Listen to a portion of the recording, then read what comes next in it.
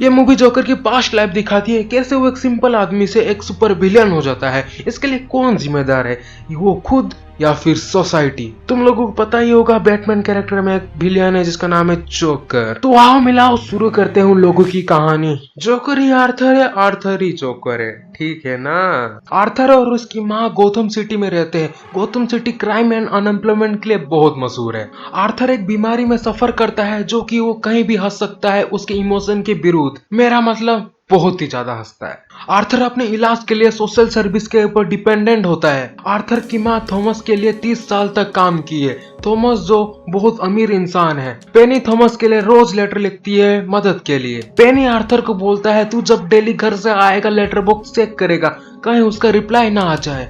Arthur advertisement का काम संभाल रहा होता है, तभी कुछ लड़के आ जाते हैं और उसको मारना शुरू कर देते हैं। उसको बुरी तरह मारते हैं और उसका साइन बोर्ड को तोड़ देते हैं। आर्थर का बॉस आर्थर के ऊपर गुस्सा हो जाता है और बोलता है मैं तुझे नौकरी से निकाल दूंगा अगर तू साइन बोर्ड नहीं लाया, बिना आर्थर की बात सुने। आर्थर बहुत परेशान हो जाता है, लेकिन हम यहाँ पर देख सकते हैं आर्थर उस बच्चे को हंसाने की कोशिश करता है, लेकिन उसकी माँ उसको इग्नोर मारती है। रैंडल आर्थर को एक गन ऑफर करता है, लेकिन आर्थर उसको लेने के लिए मना कर देता है और बोलता है वो कुछ बच्चे ही तो थे। लेकिन रैंडल उसको जबरदस्ती गन देता है। आर्थर अपने सेल्फ डिफेंस के लिए वो गन ले लेता है। आर्थर इतना डिप्रेस होता है कि अपने मेडिकेटर को पूछता है कि मेरा मेडिसिन और भी बढ़ाओ, लेकिन उसकी मेडिकेटर बोलती है तुम्हारा मेडिसिन 7 है और कितना दे हम। आर्थर हॉस्पिटल में जाता है बच्चे को एंटरटेनमेंट करने के लिए, उसका एक्ट दिखाने के लिए। तभी उसके पॉकेट से गन गिरता है। तभी फोन से उसके बॉस बोलता है ये गन कहाँ से आया। वो बोलता है रेंडल ने दिया, लेकिन रेंडल को जब पूछा गया वो बोलता है कि आर्थर मेरे से खरीदा। आर्थर को समझ में नहीं आया कि वो रेंडल क्यों झूठ बोला मुझसे। आर्थर का बॉस आर्थर को नौकरी से निकाल दिया। आर्थर जब ट्रेन से घर लौट रहा होता है तभी 3 आदमी एक लड़की को छेड़ रहे होते। तभी आर्थर का वो बीमारी आ जाता है और हंसने लगता है लगातार। तभी वो 3 आदमी आर्थर का हंसी के वजह ना जान के उसको पीटने लगते हैं। तभी आर्थर गन निकालता है और तीनों को शूट कर देता है अपने सेल्फ डिफेंस के लिए। हम यहाँ पर देख सकते हैं कैसे आर्थर वो 3 मर्डर को कैसे इंजॉय कर रहा है, जैसे उसको बहुत सुकून मिला। आर्थर जानता है कि वो 3 आदमी थॉमस की कंपनी में नौकरी करते हैं और थॉमस उन लोगों को टीवी में बताता है कि वो तीनों अच्छे आदमी थे। पुलिस को इतना पता था कि कोई एक मास्क का आदमी सबवे में 3 आदमी को मार के गया। गौतम सिटी के पब्लिक उस मर्डर को सेलिब्रेट कर रहे थे क्योंकि उन लोग गवर्नमेंट से बहुत फ्रस्ट्रेटेड थे। कोई काम नहीं करने को, no job at all. Government सिर्फ अमीर की बातें सुन रहा था, अमीर गवर्नमेंट को चला रहे थे। ये दुनिया को सिर्फ अमीर की प्रॉब्लम दिखती है, गरीब लोगों के ऊपर कुछ अटेंशन नहीं आता। सिर्फ अमीर के बारे में अटेंशन लाते हैं सब लोग, मीडिया तक सब, पूरा सोसाइटी अमीर के पीछे। अब पब्लिक बहुत खुश है, कुछ तो बुरा हो रहा है उन अमीर के साथ। पब्लिक अब ये मर्डर सेलिब्रेट कर रही है मास्क पहन के।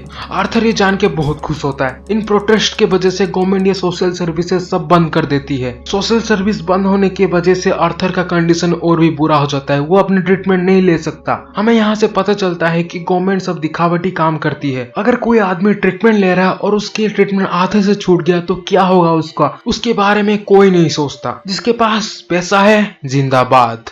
आर्थर सोफी को प्यार करने लगता है जो कि उसकी नाइबरहुड है। सोफी को वो इनवाइट करता है अपने स्टैंड अप कॉमेडी के लिए, लेकिन आर्थर का स्टैंड अप कॉमेडी बहुत बदतर हो जाता है क्योंकि उसके मेंटल इलनेस के वजह से वो अपने जोक में खुद ही हंसने लगता है और उसका हंसी कुछ कंट्रोल नहीं होता और पब्लिक उसकी मजाक उड़ाती है। आर्थर उस रात घर पहुंचता है और उसकी माँ बोलती है कि ये लेटर पोस्ट करने के लिए, लेकिन आर्थर वो लेटर खोल के देखता है और देखता है कि वो थॉमस का बेटा है। आर्थर गुस्सा हो जाता है अपनी माँ के ऊपर और बोलता है कि सब सच्चाई बताने के लिए। उसकी माँ पेनी बोलती है कि थॉमस और मेरे बीच में एक प्यार का रिलेशनशिप था, लेकिन वो चाहता था कि हमारे रिलेशनशिप छुप के रहे, इसीलिए मैं कुछ नहीं बोली।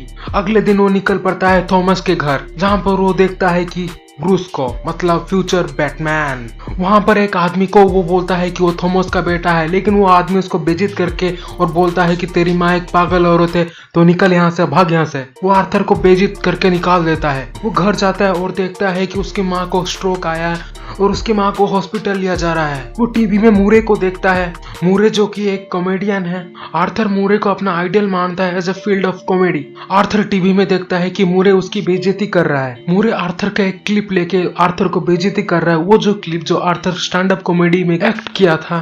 आर्थर का कंडीशन ना जान के उसका मजाक उड़ा रहा था। थॉमस को मिलने के लिए आर्थर एक अमीर के इवेंट में जाता है जहां बाहर प्रोटेस्ट चल रहा है अमीर के विरुद्ध। उस प्रोटेस्ट की मदद से भीड़ भाड़ के वजह से वो उस इवेंट में जा सका। तभी वो मिलता है थॉमस से। थॉमस से बोलता है कि मैं तुम्हारा बेटा हूँ, लेकिन थॉमस उसको बेइज्जती करता है और बोलता है कि तू एडॉप्टेड बच्चा है, तेरी माँ एक पागल औरत है।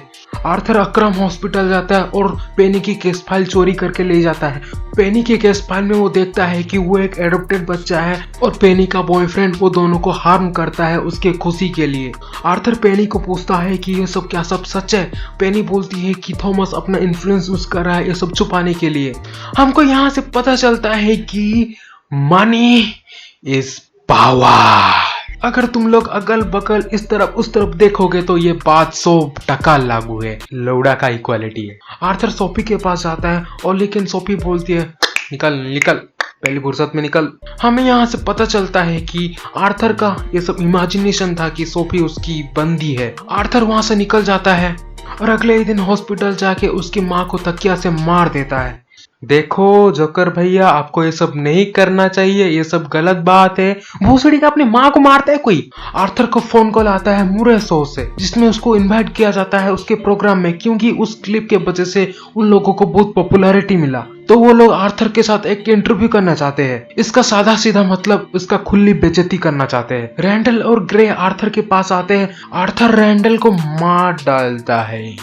आर्थर ग्रे को छोड़ देता है और बोलता है तू ही एक है जो मेरे साथ अच्छे से बिहेव किया है, सो मैं तेरे को छोड़ रहा हूँ। आर्थर मूरे के शो में जाता है और मूरे को रिक्वेस्ट करता है कि उसको इंट्रोड्यूस किया जाए जोकर के नाम से। आर्थर मूरे के शो में सब कन्फेस कर देता है कि वो ट्रेन मर्डर में कैसे मारा था वो 3 लोगों को, और वो बोलता है मेंटली इल लोगों को कैसे सोसाइटी नकारती है। मूरे उसको धमकी देता है कि मैं पुलिस को कॉल करूंगा अगर तुम यहाँ से नहीं गए। तभी जोकर निकालता है, मेरा मतलब आर्थर निकालता है गन और उसको हेडशॉट देके उड़ा देता है। पुलिस वहां पर पहुंचती है और आर्थर को अरेस्ट करके ले जाती है। तभी ये न्यूज पूरा गौतम सिटी में फैल जाता है कि आर्थर ही जोकर है। सिटी में पूरा हंगामा हो जाता है। प्रोटेस्टर की संख्या बहुत बढ़ जाती है। उन प्रोटेस्टर अमीर की गांड मारने के लिए कुछ कमी नहीं छोड़ती। थॉमस और उसकी फैमिली मारे जाते हैं, लेकिन किसी तरह ब्रूस बच जाता है। कुछ प्रोटेस्टर मिलके एम्बुलेंस लेके पुलिस कार को गिरा देती है और आर्थर को फ्री कर देते हैं। आर्थर कार से निकल के कार के ऊपर चढ़ जाता है